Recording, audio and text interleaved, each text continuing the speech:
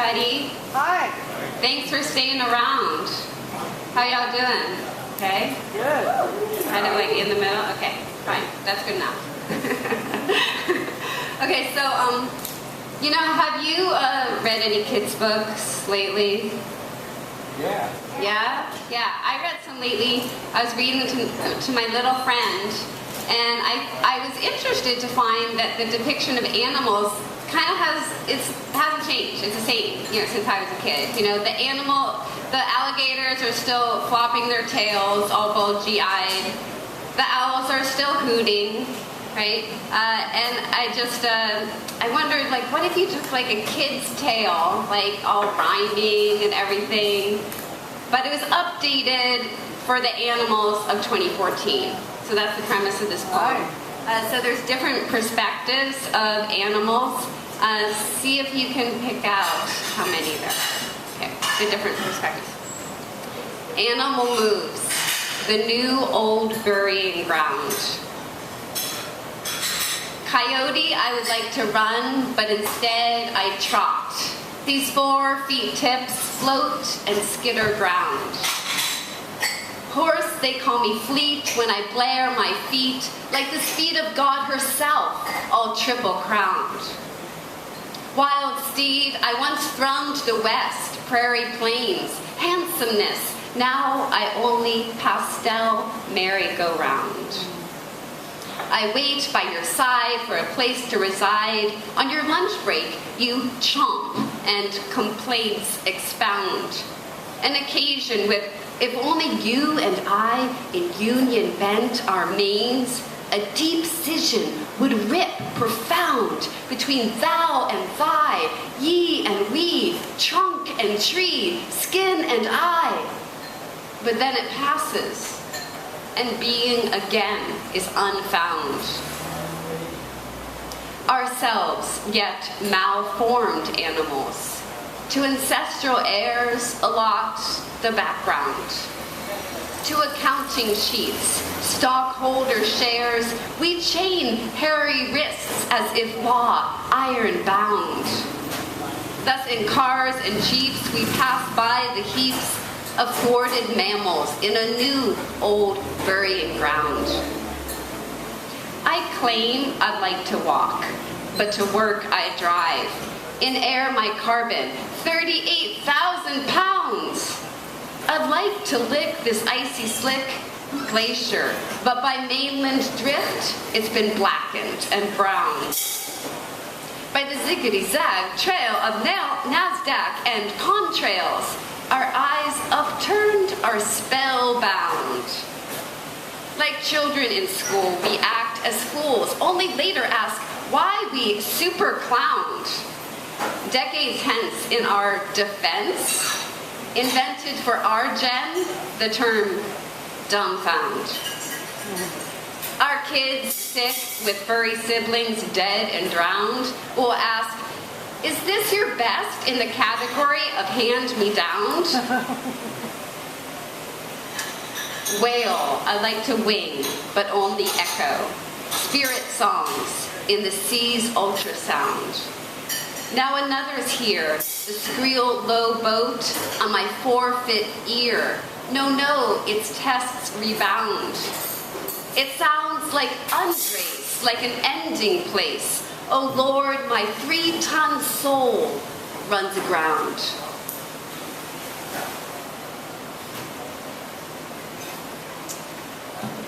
All right, kids, ready for more animals? Yeah. Yeah? Okay, good. All right, so this one, the style's a little bit more diffuse, so just get prepared on that. So let's go to Japan, shall we?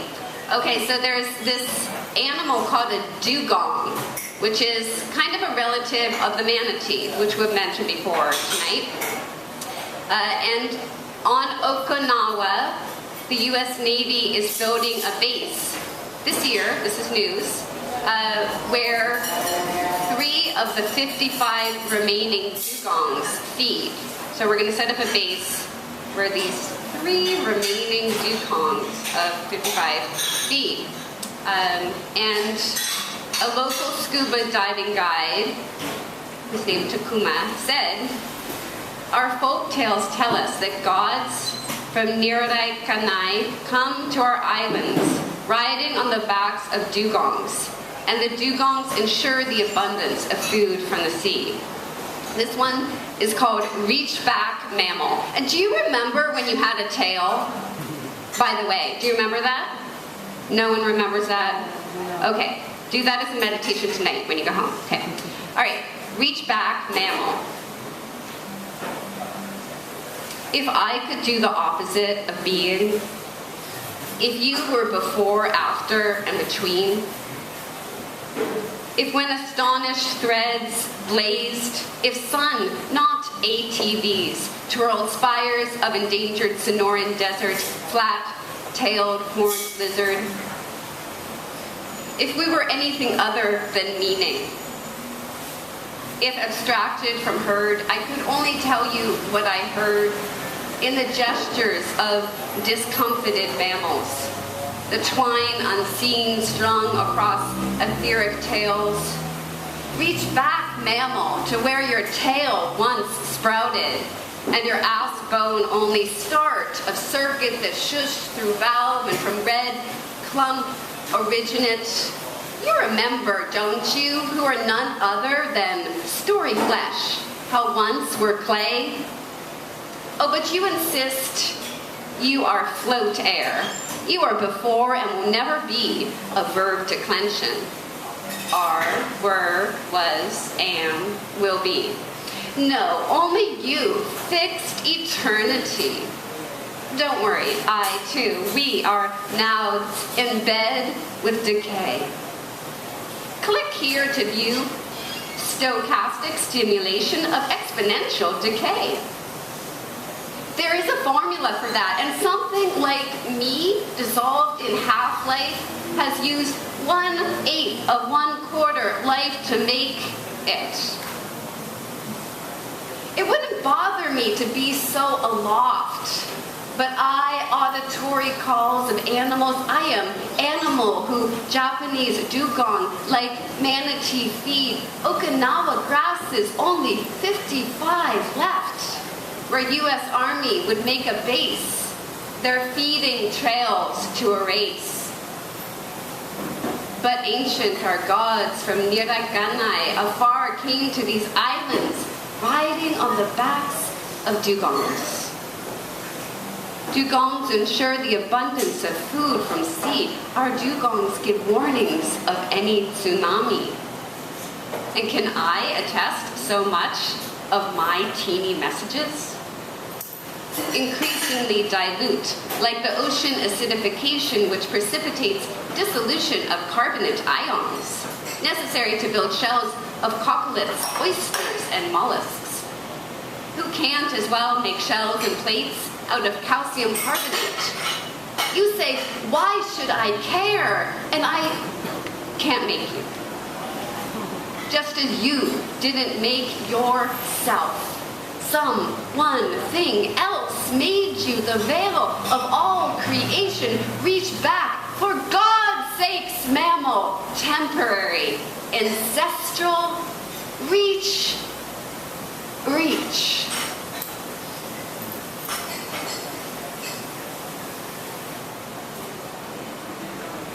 So I love that we're animals, animal humans. We tend, a lot of us, to keep animals in our homes. In this poem, there's a human relationship that's played out through animal custody. Check it out. The animal between. You asked me to take care of your pet monkey. While you retreated to your pied-à-terre in Antarctica.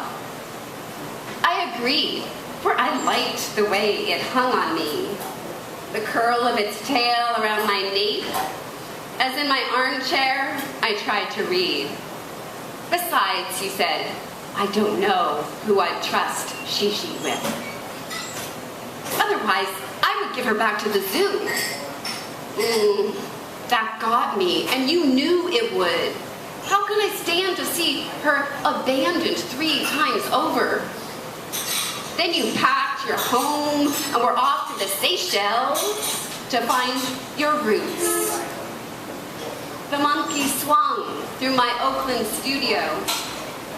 What was I to do? A sweet primate was at issue.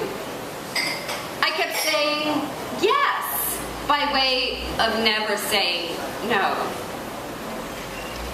If I were to tell the truth, I kept her as a way of keeping an eyebrow of you.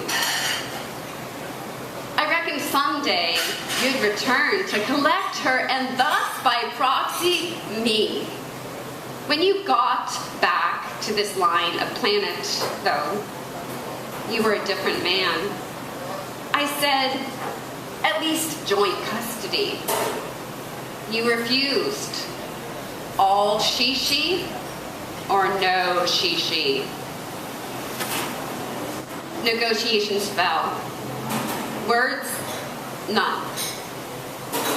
Still, live primate support, I groomed her fur and trimmed her beard, fed mangoes, grapes, and broccoli, drove her to the batting range, and paid for her to swing.